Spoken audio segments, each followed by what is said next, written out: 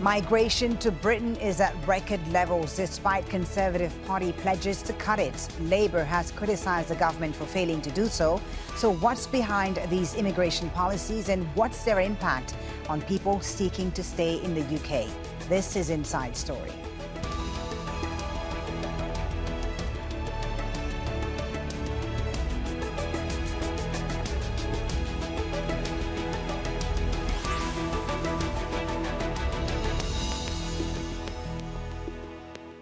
Hello and welcome to the programme. I'm Folly Thibault. Immigration is a central theme in British politics, with the current Conservative government taking a hard line against people seeking to come and stay in the country. One minister has described the UK as facing an invasion, comments widely criticised by rights organisations. Government policies include proposals to process asylum seekers' applications in Rwanda. The opposition Labour Party says it too wants to reduce the number of arrivals, but with different plans. Yet, despite the negative political climate, numbers released this week show immigration is at record levels with a net influx of more than 600,000 people. We'll be discussing this with our guests in just a few minutes, but first this report from Alexi O'Brien on why there's such political opposition to immigration in Britain. The UK has had a long line of governments which promised to bring down net migration. This country needs a majority Conservative government which really aims to get net migration into the tens of thousands, and that should remain our ambition. It is right that we want to bring net migration to sustainable levels. What we want to do is bear down on migration, particularly of unskilled workers.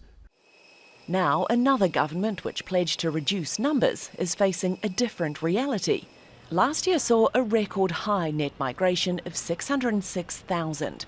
Facing a backlash from his own Conservative MPs, Prime Minister Rishi Sunak insisted those numbers will come down. Numbers are too high. It's as simple as that, and I want to bring them down. Study-related visas accounted for 306,000 arrivals, the largest source of migration. Work-related visas saw the most dramatic increase, mostly attributed to filling shortages in the healthcare sector. The war in Ukraine and Beijing's crackdown in Hong Kong also prompted an uptick in humanitarian visas being issued, but they only make up 1/5 of the total number. Experts say several unprecedented world events happening at once are having an impact. Despite these numbers, Britain is facing labour shortages in several crucial sectors, partially driven by an exodus of EU nationals after Brexit. The government's set of choices here have been based on desire in the labour market, the education sector and other parts of the UK economy to bring people into work. But this idea that we should also at the same time reduce the overall level of net migration sort of fits into this kind of Boris Johnson idea of cakeism, having your cake and eating it. But the UK government insists it will cut net migration to relieve pressures on housing and public services. This week it announced new rules barring most overseas students from bringing their dependents with them. But some are questioning this policy, given the government's desire for economic growth. The way in which the economy is currently shaping, given the recession, we have just narrowly avoided, given the high rates of inflation we're seeing, and given that we're losing a lot of EU migration following Brexit, I really don't see how the government could really bring down those numbers and keep the economy at a stable level where it's aiming for growth. Despite sticking to the idea of reducing migration, Prime Minister Sunak has, for now, shied away from committing to any specific numbers.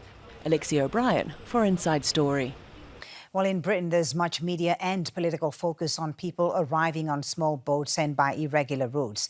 In figures released this week, the Office for National Statistics estimates that 76,000 asylum seekers arrived in the UK last year, but they make up just 12.5% of those seeking to stay long-term.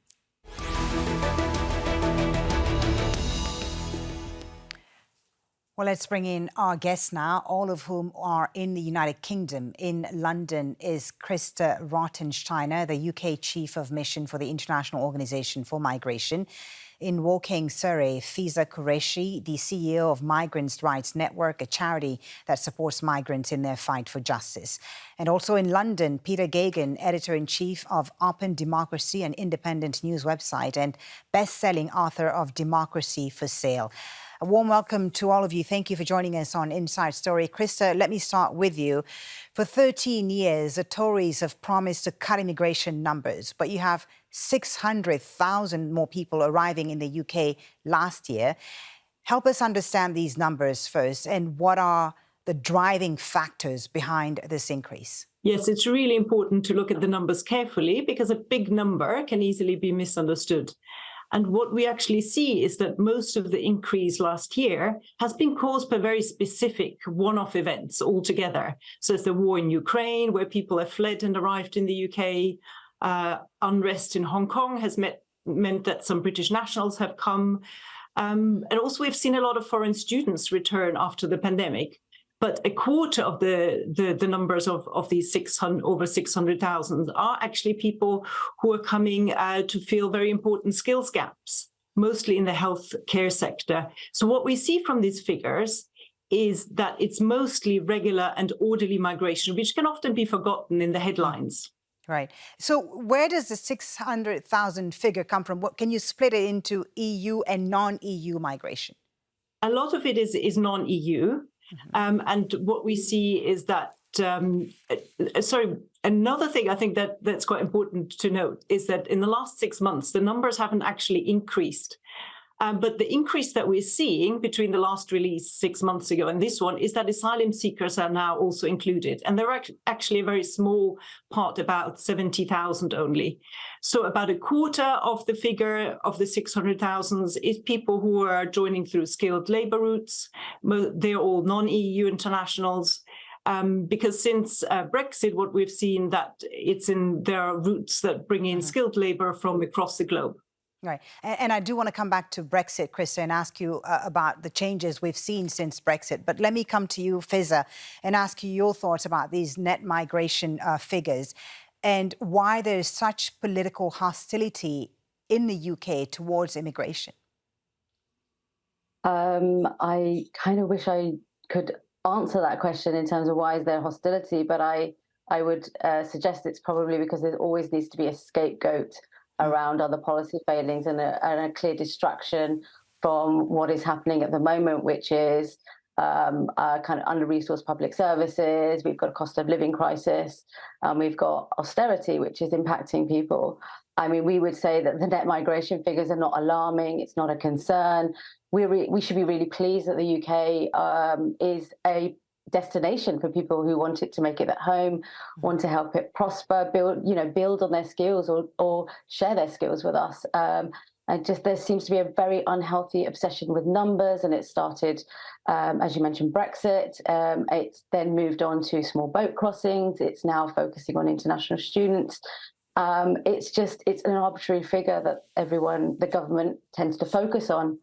And it ends up dehumanizing and undervaluing the people. And it talks about people as disposable numbers and commodities rather than as individuals who will bring, themselves and all they offer to the UK. Peter, let me ask you why the government is focusing on this. Why make immigration such a key issue when the 2022 figures were inevitably going to be high because of, as Christa mentioned, because of resettlement schemes for Ukraine and Hong Kong, for example?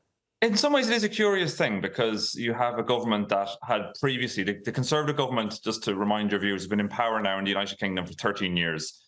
5 of those years at the start were in coalition, the last 8 have been as a sole party. Over 10 years ago, the then British Prime Minister David Cameron said he was going to bring net migration down to what he said the tens of thousands per year. Every successive Conservative leader, and there's been quite a number of them since then, and Prime Minister, has kind of reiterated the same pledge. Interestingly, Rishi Sunak isn't talking about a target. He isn't talking about a specific number. How do you explain that? Well, in some ways, what you are talking about is internal party politics here as well. What you have is a Home Secretary, Suella Braverman, who's widely seen as very much on the right of the Conservative Party, is widely seen as wanting Rishi Sunak's job, who went for leadership last summer and has been very, very strident and very vocal and said things around the issue of immigration that, frankly, previous Home Secretaries have not said. She compared people coming on inflatables on the southeast coast of England, refugees, to an invasion. which is a kind of language we haven't heard in British politics from a frontline politician for a very, very long time. The last time really we've heard language like that was 50 years ago with Enoch Powell. And in that instance, Enoch Powell was sacked from the cabinet. Suella Braverman is still in post. And quite a lot of this is actually, frankly, to do, at least quite a lot of the language around this is to do with internal Conservative Party politics. There's a lot of internal critics of Rishi Sunak and the Tories who want him to be tougher on lots of things, including migration. And he ends up in this position, as you say, where he's actually trying to move away from numbers, because I think he probably realizes that the numbers game is not a really, it's not a very useful way to consider the issue of migration. And it's not something that's in the gift of the Conservative Party at all to bring the figures in the way he's talking about into tens of thousands of people. Right. And you talked about David Cameron wanting net migration to fall to tens of thousands, Boris Johnson as well, talking about getting the numbers to less than 250,000. Why do you think these successive Conservative governments have failed to reach that target? The better question is probably why have they decided to set such an arbitrary target in the first place? You know, the reason they've not reached it is because it's not really possible. Britain's quite a large country; it's 60 million plus. It's an aging population. It requires a lot of skills. It requires a lot of skilled migration. It requires also just migration to other types of work that there isn't a labour force, and there hasn't been the kind of policies put in place that would create a labour force within the United Kingdom to do. So what you have is successive politicians saying they want to do something about a problem without doing anything about the downstream issues that kind of lead to large amounts of migration. You know, why is there shortages of labourers in the southeast of England? Well, because of a series of, there's a series of good reasons and policy decisions that were never taken. Right. And instead of actually thinking about it, what the Conservative Party has done is turn it into a political football. Okay, interesting. Christa, let me come back to you and ask you more about these recent arrivals and where they fit. The critics of the government have long argued that Britain needs a steady influx of migrants in order to boost its workforce and support ailing public services. We know, of course, that key sectors like healthcare have chronic shortages, staffing shortages. Have the recent arrivals tackled this issue of skill shortages, especially in healthcare and social care? Well, what we see really in many high-income countries is that there is an aging population. So we do need migrant labour to fill some of the skills gaps, but also to make sure that people don't have to work longer. So this is not a unique phenomenon in the UK. But in the UK, like in many other countries, there are skills gaps. I think also looking forward, so we talked about the current shortages, but many countries looking at the green economy and trying to hit net zero, they will need many skills that they currently don't have. So, of course, countries are doing their best to increase the skills locally in their own population, but there is actually going to be a competition for people who can install heat pumps, who can install solar panels. So I think it's very important that migration is talked about as an essential and very positive thing, and really focusing on the contributions that people make. But I think we also need to recognize some well-founded fears that sometimes people don't understand the large numbers, and they see concerns around services and long waiting times, for example, in the health service. So we do need to really talk and explain what's behind the numbers. We need to talk about the contributions that get made, but we need to really also look at community level. How can we engage with communities to make sure that migrants can integrate better? Let me bring Fizza and ask you about this figure, Fizza, because you work directly with people in the refugee community, for example. How is this negative discourse around immigration impacting them? And, how is it more difficult today for them to settle in? It's incredibly difficult for them to see the UK as a very welcoming country. And, when we talk about who is welcome in this country, we've seen, obviously, brilliant and rightly safe routes created for Ukrainians. We've created safe routes for Hong Kongers, but we haven't created safe routes for any other nationality, really. Even Afghans, in terms of the resettlement schemes, have been really poorly used and inaccessible for many of them. So really, we need to unpick who is welcome to the UK. And it does look like, people from Muslim majority countries aren't welcome. People from Black and brown backgrounds aren't welcome.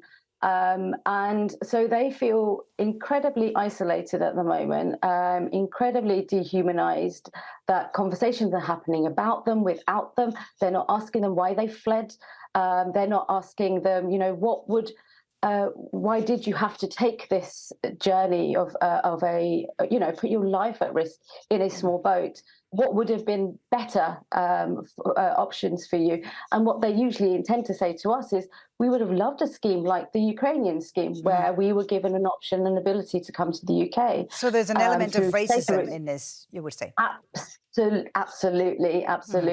There's a very segregated refugee system. If you think about Sudan right now, where there is a civil war happening, again, we have not created those safe routes for Sudanese refugees. Who is behind this, Fizza? Let me ask you about who is behind this dehumanization that you talk about. Is it the politicians? Is it the media? What's behind it? What's fueling this? I think it's a combination.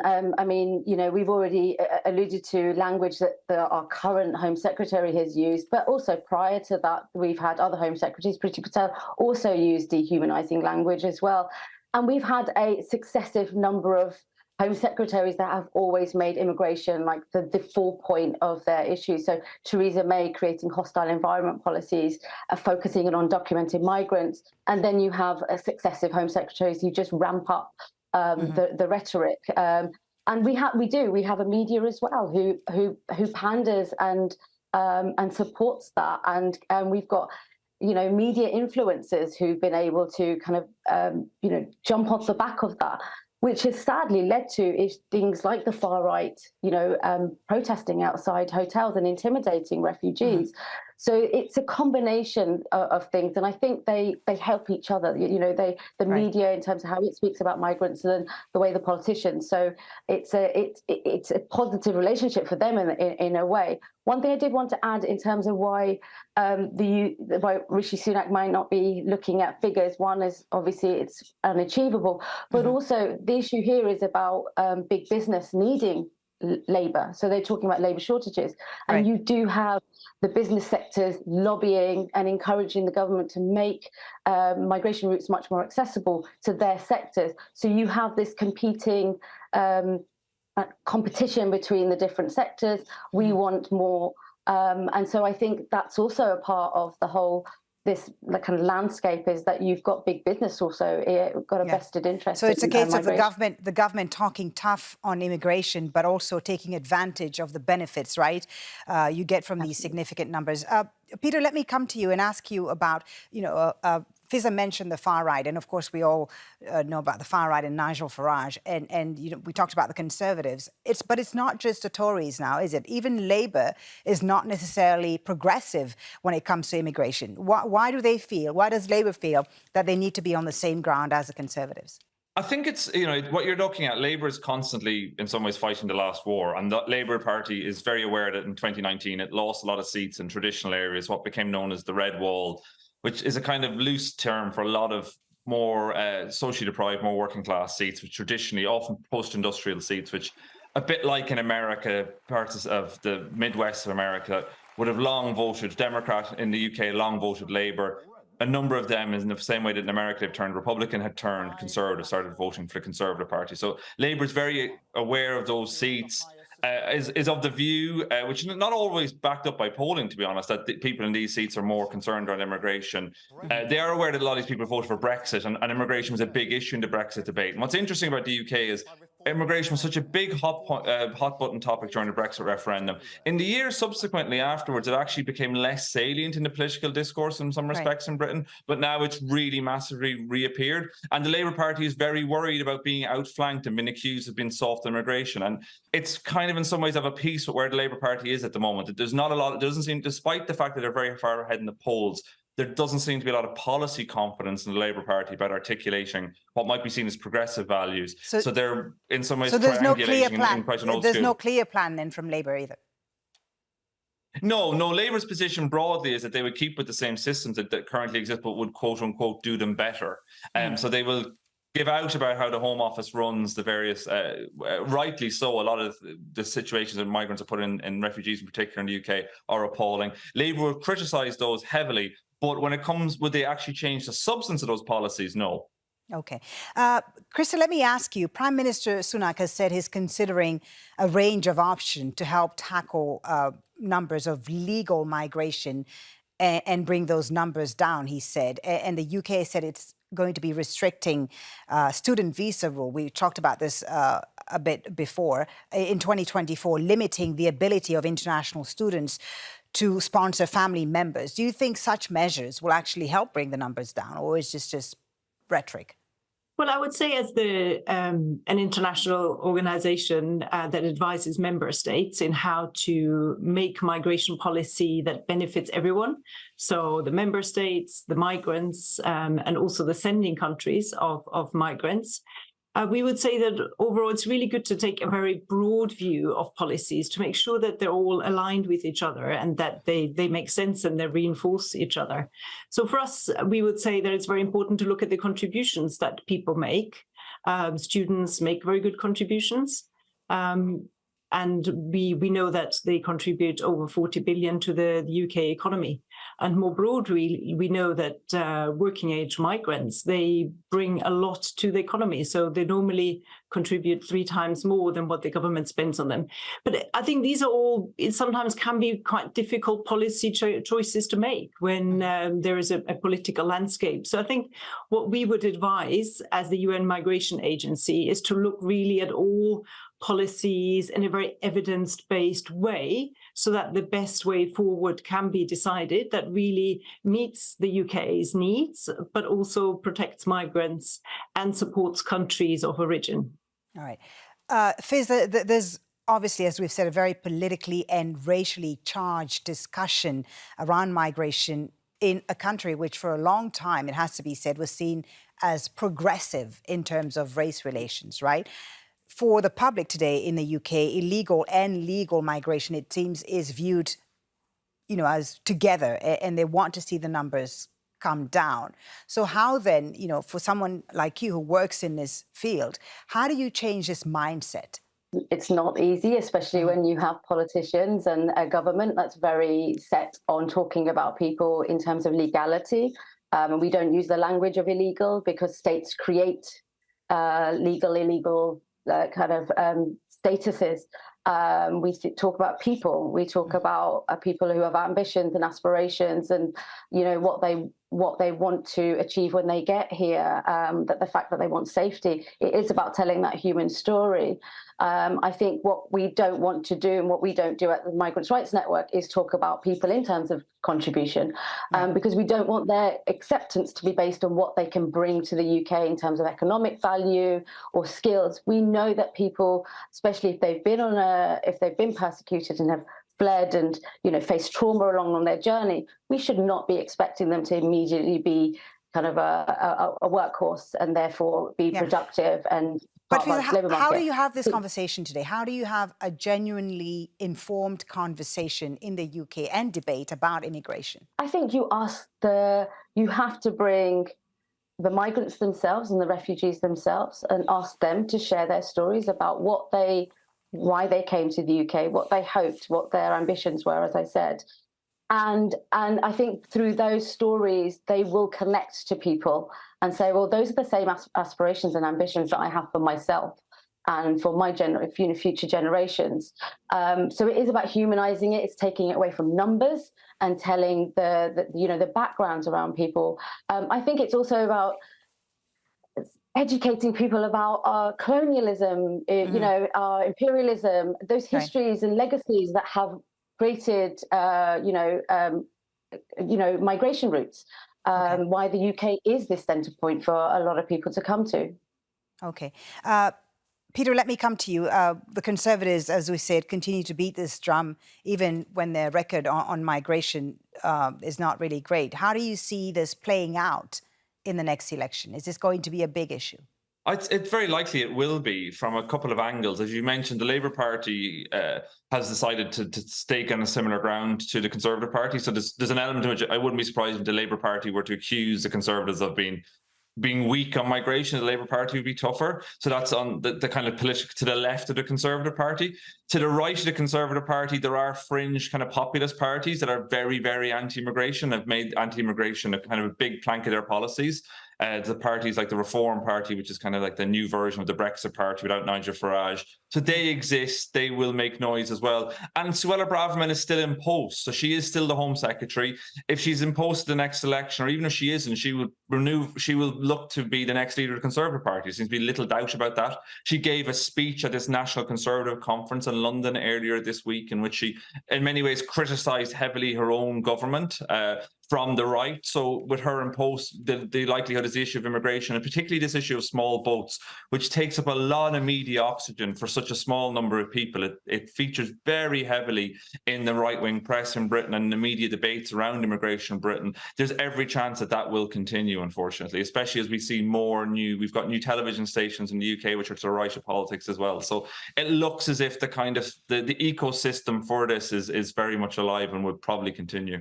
All right. Christa, I'll come to you for the final word. How does Britain solve its immigration dilemma, and should they even try to solve this? Well, I think migration is a fact of life and has always been. It is absolutely critical. But countries should manage it in a way that everyone can benefit. That migrants are at the centre, their rights are respected, that the receiving government benefits, and also the country of origin, so that their resources don't get drained. But I would say what we really need is an evidence-based debate, one where we really look beyond the emotions, we look beyond the numbers, we recognise people's fears, but we can see that the British public actually knows this and understands this. And a lot of the recent polling shows that people feel quite positive about immigration and do so every year more. And it's very much a trend we see in other European countries. So people feel positive, they understand the positive contributions. So we really need to make sure that we keep that in mind and have a very positive outlook around migration, managing it well, that we really harness the benefits and that we reduce or mitigate some of the challenges. Thank you. Thanks to all three of you for a great discussion. Christa, Rottensteiner, Fizza, Qureshi, and Peter Gagan, thank you very much for joining us on Inside Story. And thank you too for watching. You can always watch this program again anytime by visiting our website at aljazeera.com. For further discussion, go to our Facebook page. That's facebook.com/AJ Inside Story. And of course, you can join the conversation on Twitter. Our handle is at AJ Inside Story. From me, Folly, Thibault, and the whole team here in Doha, thanks for watching. Bye for now.